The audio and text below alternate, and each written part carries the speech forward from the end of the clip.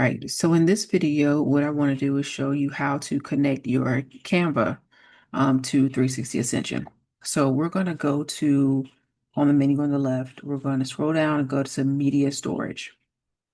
All right, we're media storage. Here's where you'll click on Canva up here at the top. I'm going to click Canva, and then you have a pop-up box. It'll ask you if you would like to access your Canva account. Now, if you need to switch accounts, you just click Switch Accounts, and then you should have a list of accounts that you could switch to. And if not, then I would just click on the option to allow you to enter in a new login or email address that you want to connect it to. Um, Make sure that you do have a Canva account before you do this as well too.